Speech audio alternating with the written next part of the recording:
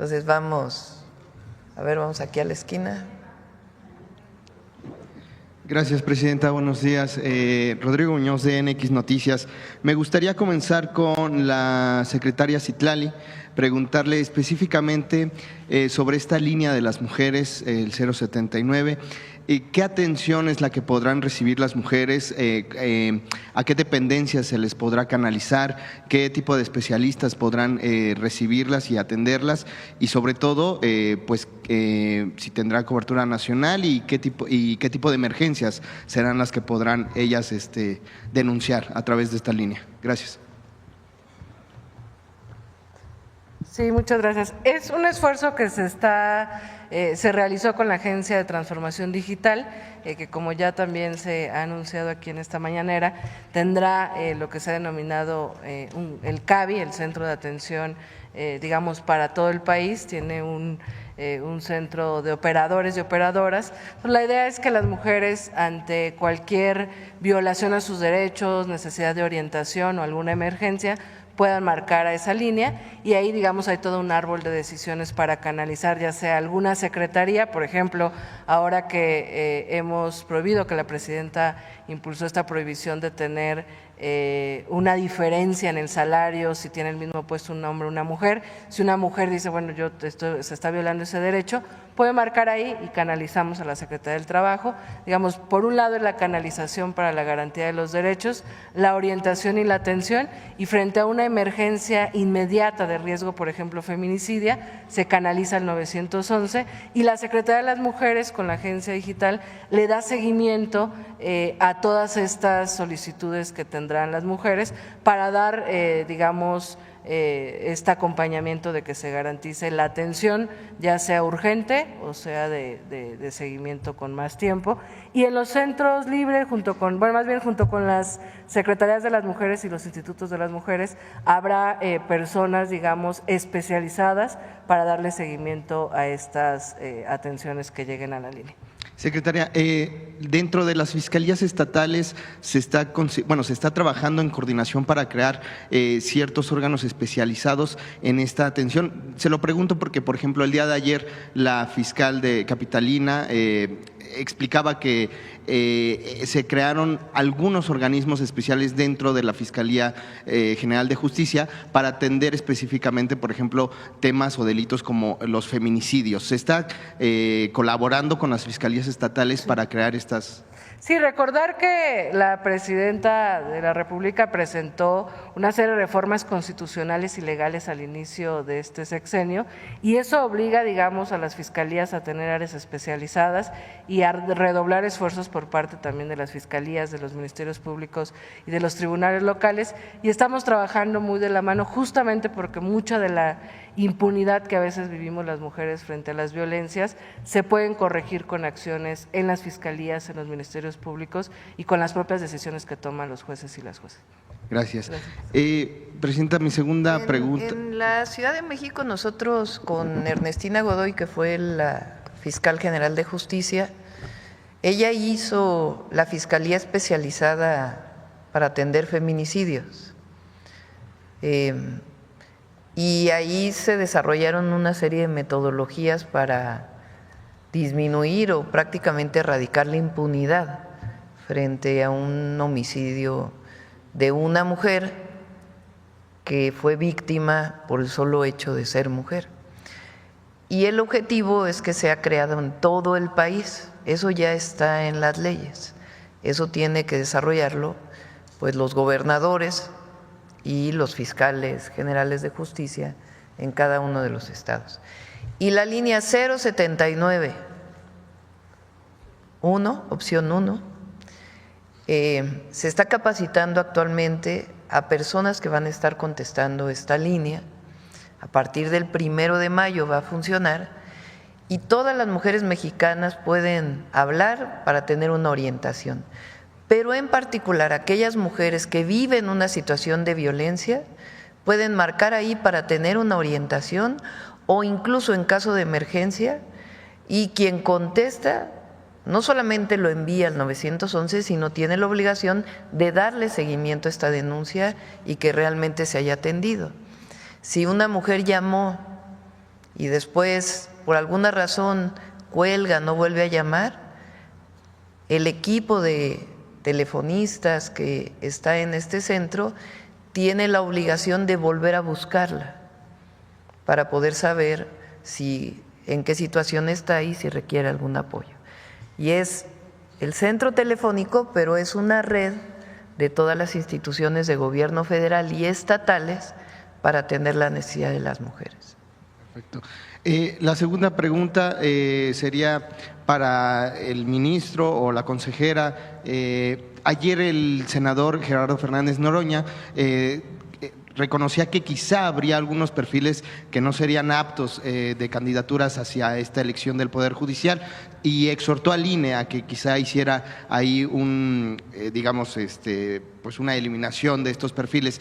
¿Estaríamos a tiempo de que se lleve a cabo este procedimiento y cómo se llevaría a cabo en todo caso? Depende de la sala del superior del Poder Judicial la sala del Tribunal Electoral del Poder Judicial de la Federación. Formalmente ya están los candidatos y candidatas que están participando, ya fueron seleccionados, ya fueron avalados, pero si hay algún caso en donde se encuentre que no cumple con la Constitución, desde que tiene alguna relación delincuencial o que no tiene el 8 de promedio que exige la Constitución en la licenciatura, pues puede ser presentada y desde mi particular punto de vista, y veremos qué decide el tribunal, podría, aunque ya esté en la boleta, pues poderse poner una medida precautoria o en su caso descalificar a la persona, pero tendría que presentarse pues todas las pruebas, ¿no?, de que es así. Pero hasta ahora quien tendría que definirlo pues es la última instancia, que es el Tribunal Electoral. Perfecto. Ya por último, Presidenta, de acuerdo con el último módulo de lectura sobre lectura del INEGI, un mexicano promedio lee 3.4 libros al año. Se lo digo porque este día se conmemora el Día Mundial del Libro. Entonces, saber cuál es su opinión al respecto de esta cifra, cómo promover un poco más la lectura en el país. Y bueno, yo sé que quizá ya no ha tenido la oportunidad de leer tanto a partir de que tomó el cargo, pero saber qué es lo que usted suele leer y cómo va el proceso del libro que estaba escribiendo. Muchas gracias. Sí. Vamos a invitar a Paco Taibo, no para que nos cuente de lo que de ayer que lo expuse de que toma mucha Coca-Cola, pero lo vamos a invitar porque hay un esfuerzo muy importante de promoción de la lectura, de fomento a la lectura. Incluso, por ejemplo, en el caso de las redes de mujeres tejedoras de la patria, pues lo que estamos buscando es que haya ciertos libros que se puedan leer a partir de estos grupos de mujeres que se conforman con la red de tejedoras. Pero con el Fondo de Cultura Económica, estamos pues desarrollando, ya venía desde el gobierno de López Obrador, pero ahora queremos promoverlo más, clubes de lectura, grupos de lectura, que nos ayuden a fomentar más la lectura, que es indispensable para el desarrollo de la creatividad, de las mentes, del conocimiento.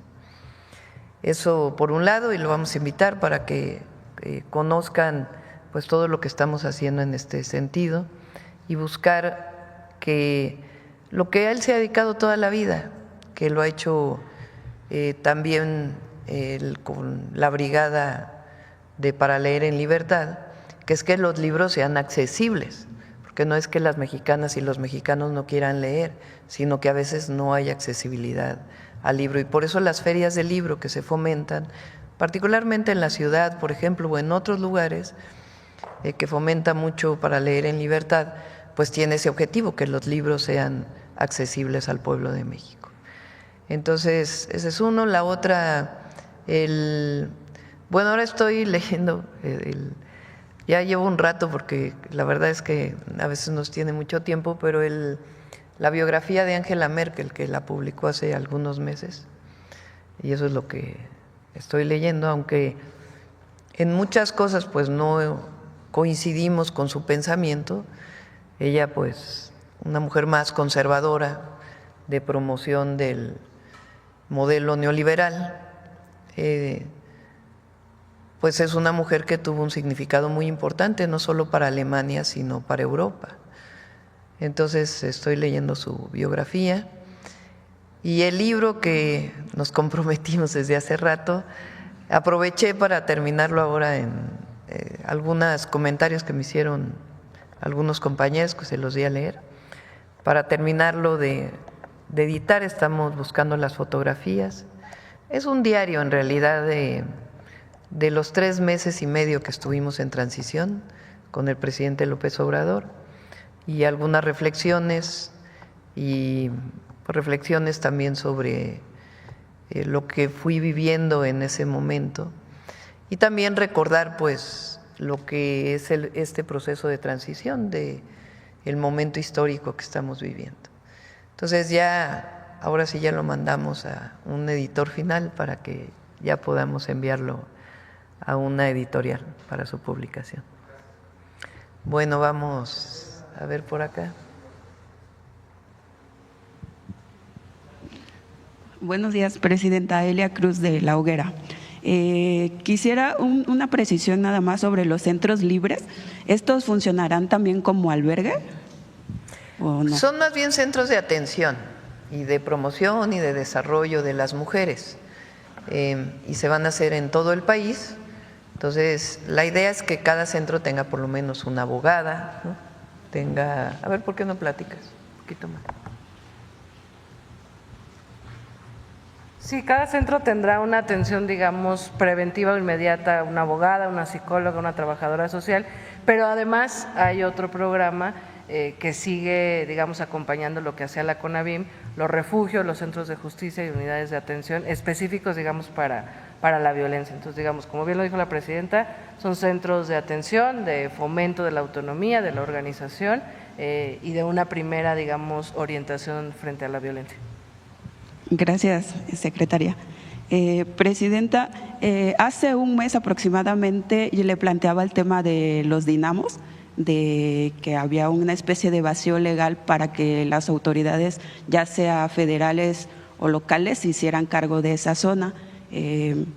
Recientemente hicimos un nuevo recorrido a petición de los comuneros, que pese a que hay pues disputas internas, hay un grupo que se formó pues para dar solución a los problemas que pudieran tener, dejando de lado esas diferencias. Bueno, al hacer el recorrido ellos nos denunciaban que existen al menos 6 puntos de tala ilegal de árboles y que ya han interpuesto denuncias ante la SEDEMA, ante la Semarnat desde 2023, pero no les dan respuesta y pues sigue habiendo. Incluso al momento de hacer el recorrido pudimos ver árboles talados, tirados como cubiertos con maleza, como esperando a que fueran trasladados. ¿Quién puede ver ese tema, Presidenta?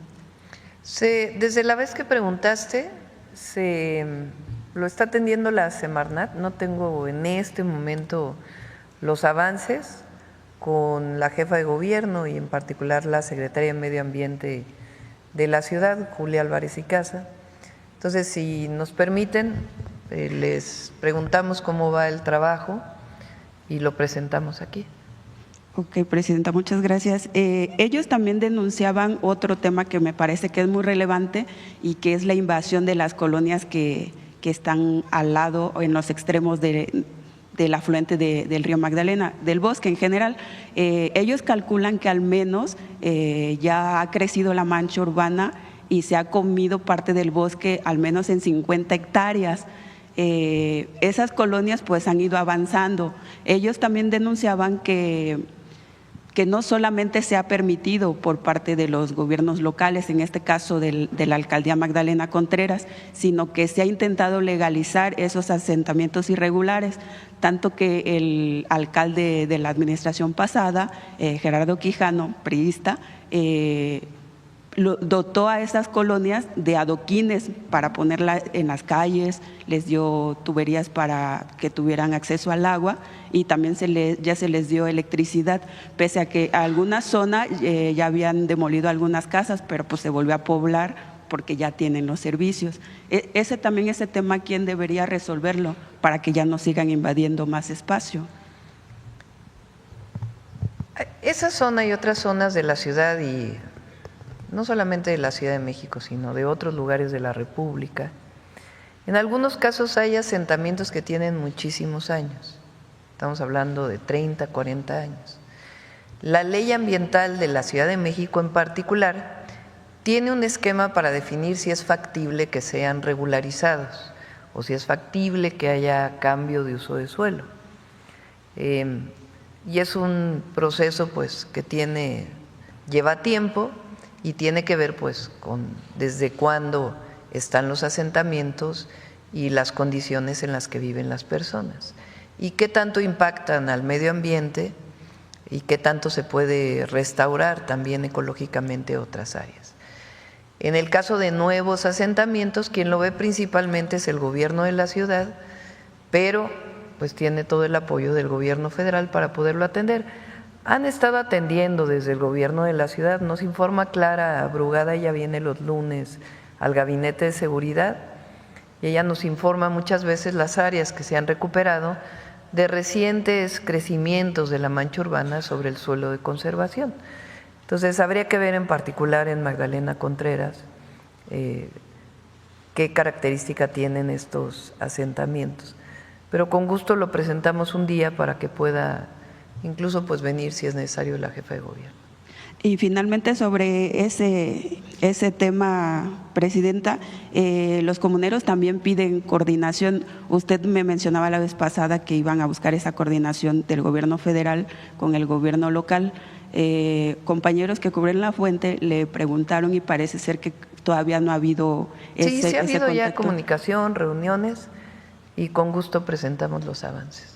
¿Y con ellos, con los comuneros, entre los...? Sí. Siempre se tiene que trabajar con ellos porque, a ver, en la ciudad, la mitad de la ciudad formalmente es suelo de conservación y de ese suelo de conservación es que es bosques, pueblos originarios, zonas rurales, zonas agrícolas, zonas lacustres, tiene una diversidad muy importante. Uno creería que cuando algo está catalogado con una zona de protección, le pertenece al gobierno, el territorio, la tierra, el suelo. Pero no, la mayoría de las áreas naturales protegidas son de propiedad social.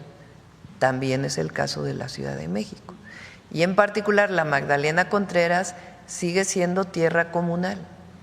Ahí hubo problemas para poder elegir al núcleo agrario. Desde hace tiempo tienen problemas porque tienen que elegirlo en asamblea. Y si no se puede elegir, pues hay quejas o si se eligió y hay problemas, lo define la Procuraduría Agraria y sus propios tribunales. Entonces, tiene que trabajarse necesariamente con los dueños de la tierra, que son las y los comuneros.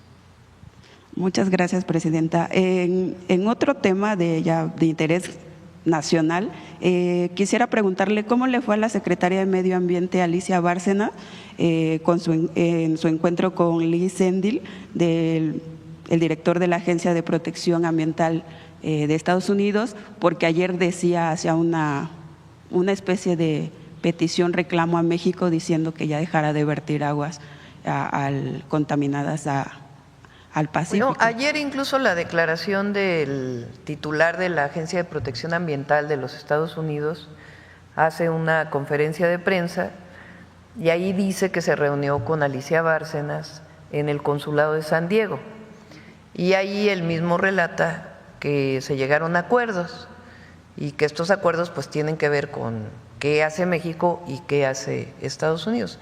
Fue una muy buena reunión por lo que me reportó Alicia.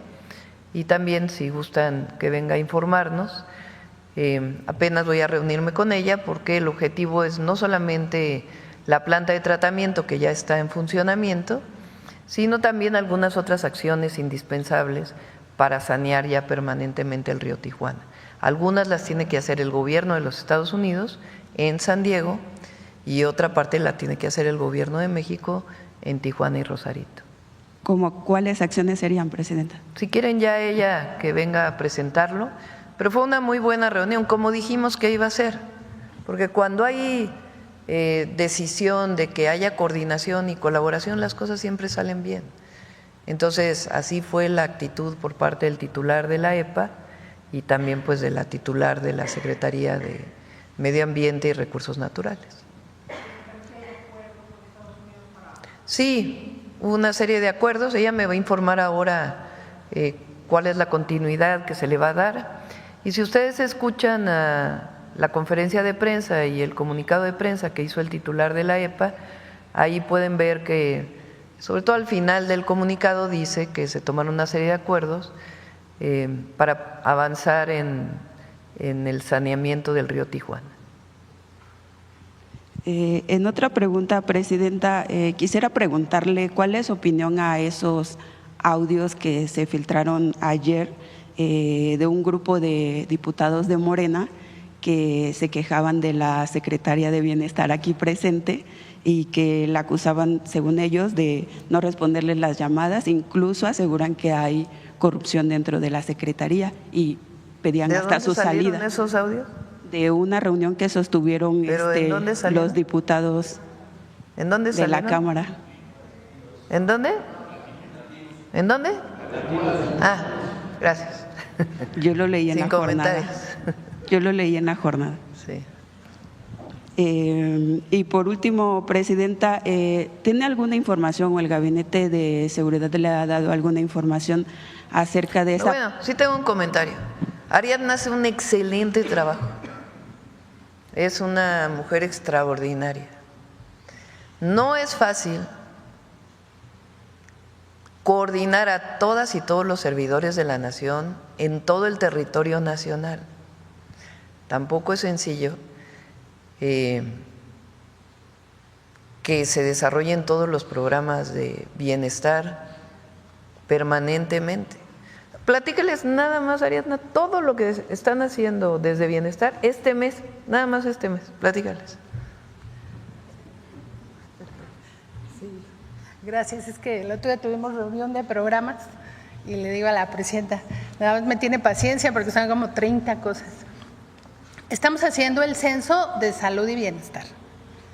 Estamos entregando las tarjetas de la pensión de adulto mayor y de Mujeres Bienestar.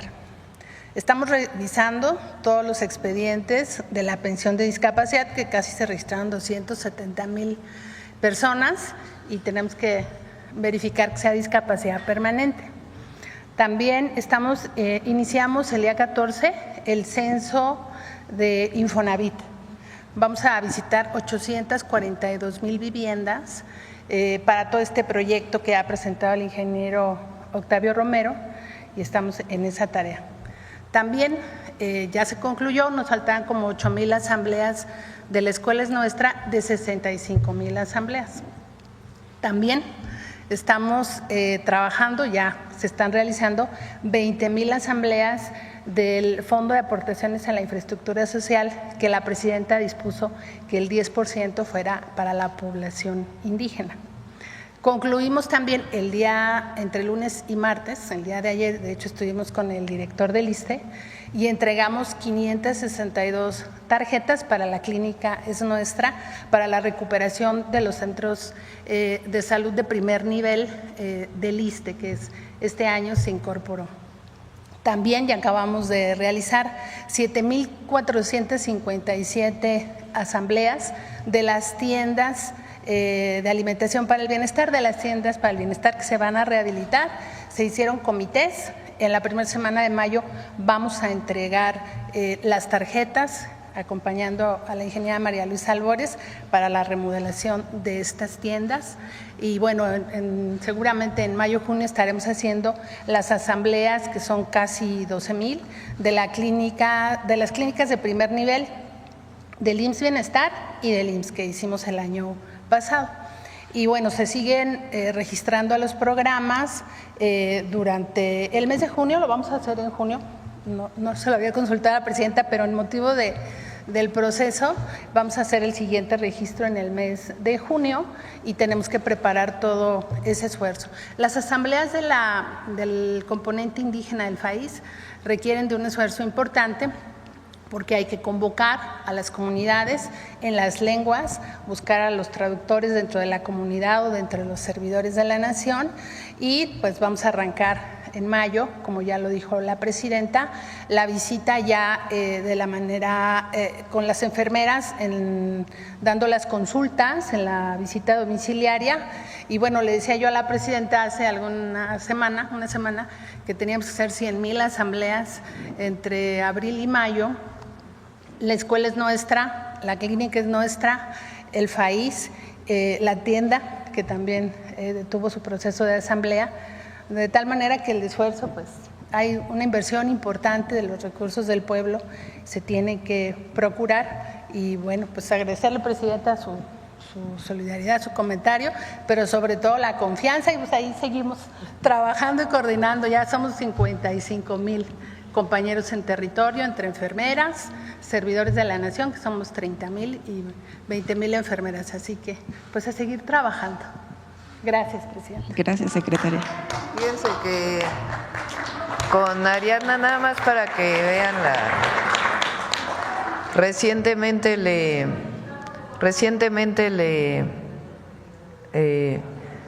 dije a Ariadna, porque uno de los 100 puntos es la atención a las y los jornaleros agrícolas, que es una población muy vulnerable en nuestro país. Pues todo esto que está haciendo, y le comenté, ¿por qué no te das una vuelta a San Quintín para ver exactamente qué es lo que está pasando y cómo podemos ayudar a las y los jornaleros? Entonces, además de todo esto, se fue 3 días ella personalmente a San Quintín a ver cuál era la situación para poder diseñar el programa de estancias infantiles de CESIS para jornaleros agrícolas, jornaleras agrícolas, y todo el apoyo que les tenemos que dar. Y les platico porque vale la pena, porque hace poco, y tiene que ver con la carta que voy a enviar, pues hablaba de lo que significa gobernar con humildad, y Ariadna es un ejemplo de ello. Bueno, Ariadna viene también del movimiento estudiantil, nada más que de otra época, ella es más joven. Pero, por ejemplo, hace pues 10 años,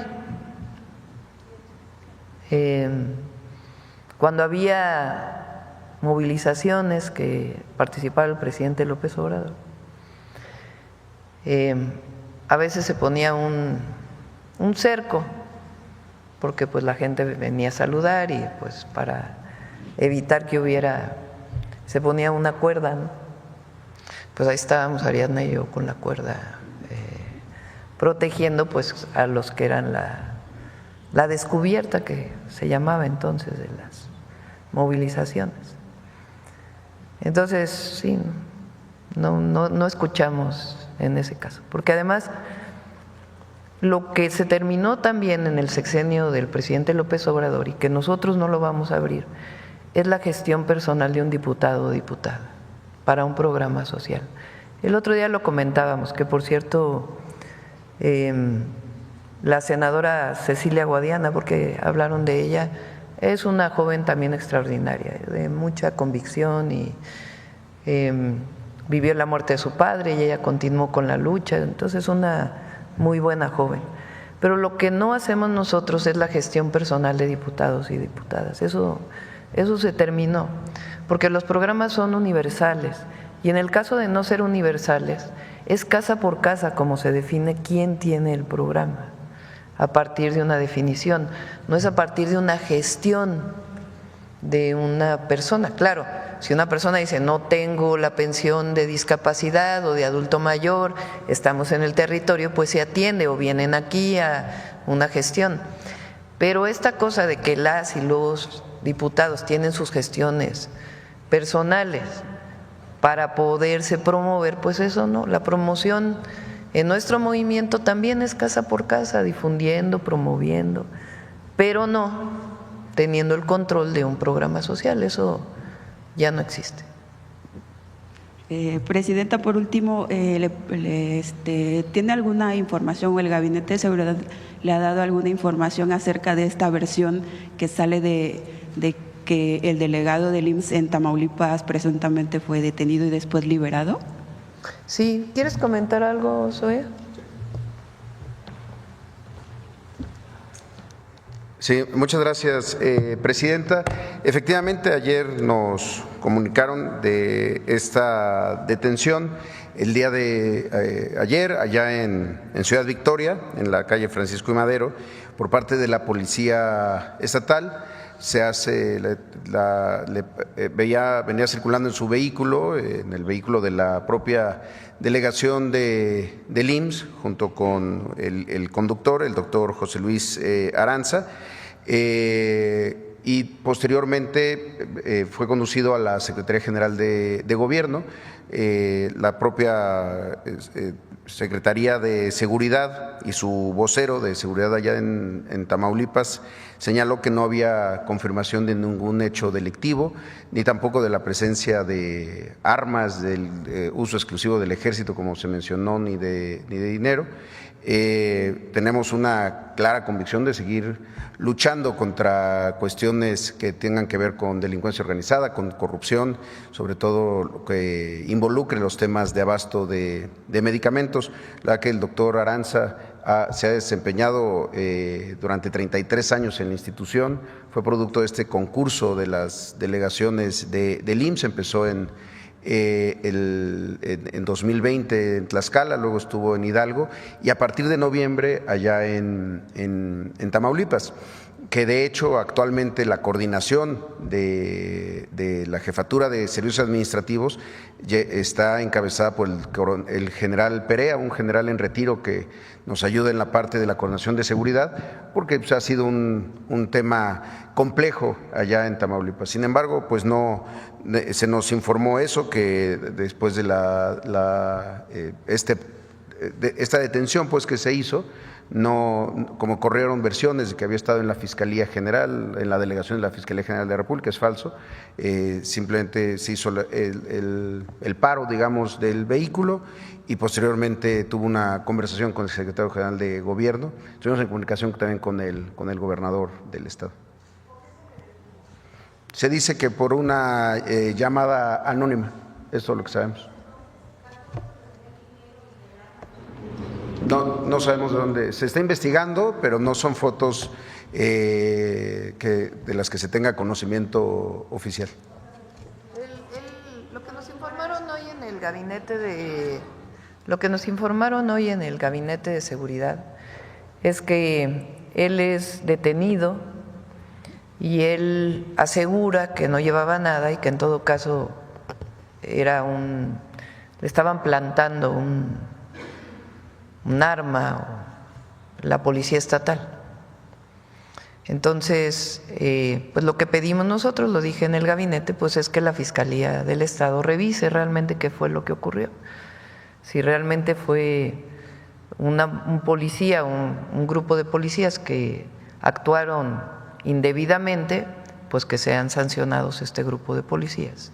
Y de todas maneras, pues que se investigue en particular el caso. Entonces, esta es la información que tenemos y pues ahí el propio fiscal del Estado, o si es caso de la Fiscalía General, pues tienen que informarlo. Mientras se investiga.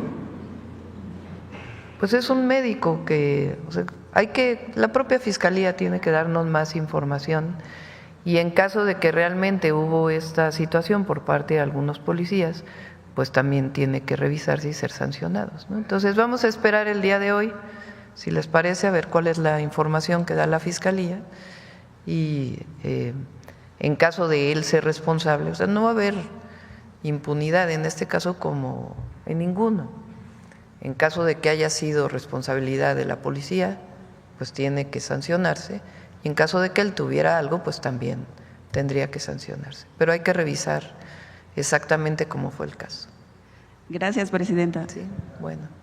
A ver, por acá, Carlos, y luego acá. Y yo creo que cerramos porque mucha información, ¿no? Doctora, buen día. Carlos Guzmán de 4 Media Telecomunicaciones Veracruz. Pues sí me gustaría puntualizar este tema de lo que decían de la Secretaría del Bienestar. No fue una rebelión. Yo llegué a Cámara de Diputados ayer, les cuento muy rápidamente. Yo estoy en Senado, voy a Cámara de Diputados, me toca la conferencia. Llevas todas las fuentes. Soy pobre de familia numerosa, dirían aquellos. Pero sí, es importante aclarar. Es muy trabajador, Carlos. Sí. Soy obrero, pero bueno. Sí me gustaría puntualizar esto. No fue una rebelión, sí es importante porque tenemos una sala de prensa del lado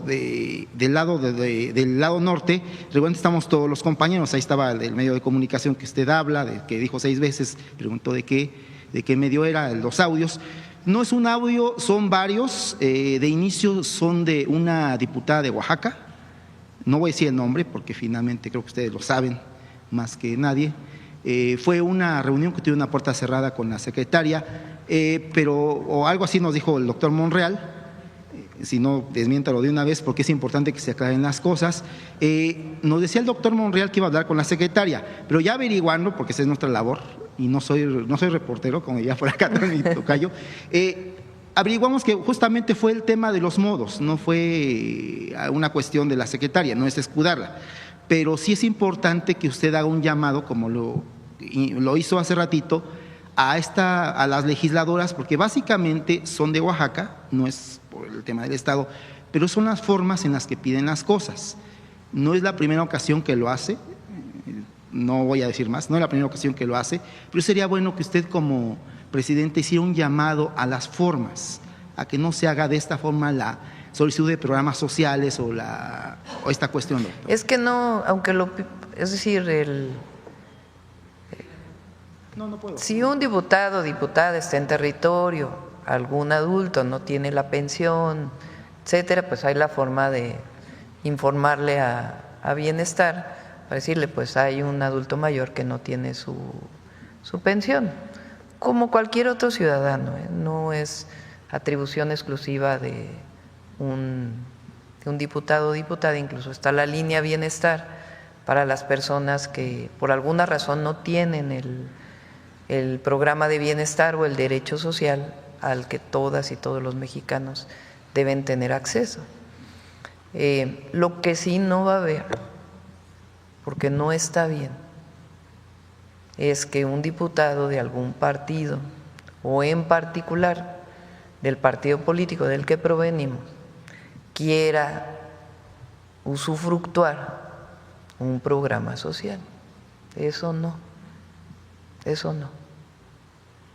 es un asunto personal, estos son derechos del pueblo de México y así deben de tratarse, y por eso es muy estricta Ariadna en eso, de que nadie esté pidiendo o agenciándose de manera personal un programa. Es un derecho del pueblo de México y para eso están las y los servidores de la nación a quien les enviamos un cariñoso saludo y una felicitación por su trabajo, porque es de una entrega y una convicción la de los compañeros enorme, la verdad. Y es el gobierno en territorio, es los más cercanos a la gente.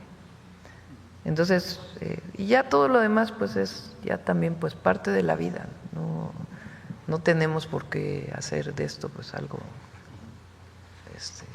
Hay quien lo quiere hacer, pero pues tampoco vale la pena hacerles el juego. Y ya en segundo tema, cuestión legislativa, ayer platicamos con el presidente Noroña, ya menciona aquí algún tema de la cuestión electoral, pero yo me quiero abocar al tema de seguridad. Por aquí tenemos a 2 senadores con licencia y uno que ya, el maestro Soy, que ya pasó por ahí, pero sí es preguntarle, regularmente en lo que es el reglamento, en el tema de seguridad, para que un tema de seguridad pase al Pleno o se apruebe en comisiones, tiene que haber la comparecencia del secretario de Seguridad. Ayer en comisiones se dictaminó, se aprobó, por aquí tenemos a 2 legisladoras, lo que es el tema de seguridad que usted envió a la Estrategia Nacional de Seguridad.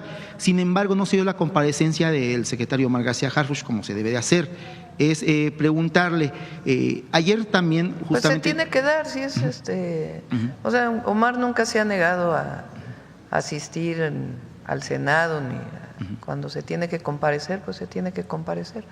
No sé exactamente cómo fueron los tiempos, pero no, o sea, de parte del gobierno nunca nos vamos a negar a que algún secretario o secretaria participe, a menos que sea pues una provocación de algún tipo, ¿verdad? Pero todos tenemos que cumplir con nuestras funciones. Entonces, si se tiene que dar la comparecencia, que se den, no sé exactamente, a lo mejor tú sabes, secretaria. ¿Sí? Sí. Van a acudir, de hecho la secretaria va a ir también Los dos, entonces, la Secretaría de Seguridad y Gobernación. Y también es derivado de lo que dijo ayer el líder del PAN en la Cámara Alta, estamos refiriendo a Ricardo Anaya, el cual decía que esta premura con la cual se busca sacar lo que es esta ley es porque se quiere desaparecer a los desaparecidos, así lo mencionaba. No sé si tenga alguna respuesta, comentario al respecto. Ay, es que no sé si valga la pena, la verdad. Hay mucha hipocresía. De verdad. En los prianistas y particularmente en este personaje. ¿Cómo le dijo el presidente López Obrador en su debate? ¿Cómo? Sí, ¿no? Pues la verdad. Entonces, hay un compromiso. O sea, ¿cómo se atreven si esta crisis, no le llamemos crisis, esta situación de inseguridad inicia con la guerra contra el narco? ¿Por qué no hablan de García Luna? ¿Por qué se niegan a hablar de García Luna? ¿Por qué no explican cómo lo apoyaron? ¿Por qué no explican la guerra contra el narco? Entonces, las leyes que enviamos, que hoy están a revisión de los colectivos de familiares de desaparecidos, tienen el objetivo de prevenir y de atender el problema de los desaparecidos en nuestro país y de definir claramente, porque lo hemos dicho varias veces, el registro de desaparecidos pues tiene su problemática por cómo está establecido en la ley. Entonces ya lo vamos a presentar aquí porque se está trabajando mucho. Lo hizo el presidente López Obrador y nosotros le estamos dando continuidad. Y el objetivo pues es que se prevenga una situación así y al mismo tiempo sean atendidos los colectivos y sea atendida cualquier familiar que se encuentre en una terrible situación de tener un familiar desaparecido. Ya para... ¿Ya tienen en el gobierno algunas cifras? Sí tenemos, ya lo vamos a presentar. Y ya para finalizar, doctora, sí me gustaría, pues, a manera de sugerencia, si es que la quiere tomar, usted en sus mítines en el país, los fines de semana básicamente, en sus asambleas, hace alusión a la reforma al Poder Judicial. Habla sobre la elección, pero no sé si consideraría conveniente el exponer, si es que se puede, por lo menos los colores de las boletas, porque es mucha confusión, hay mucho problema para que incluso la gente, a lo mejor nosotros las podemos identificar, pero mucha gente no tiene esos conocimientos, qué boleta es para tal, aunque no diga los nombres, obviamente no lo puede mencionar, pero que pudiese explicar los colores de las boletas, para que la gente sepa qué color es, para qué tal, porque también hay elecciones locales, doctora. No sé si a manera de sugerencia lo pudiera retomar. Muchas gracias. Sí, vamos a seguir, nos lo permite la ley y así fue la definición del Tribunal Electoral. Entonces vamos a seguir difundiendo para que las personas conozcan cómo se va a realizar la votación el 1 de junio. Muy bien, ya se hizo un poco tarde. Vamos a dejar las preguntas para mañana. Sí, enviamos la ley. El día de hoy se envía. Incluye el artículo. Sí. Sí, también. Sí.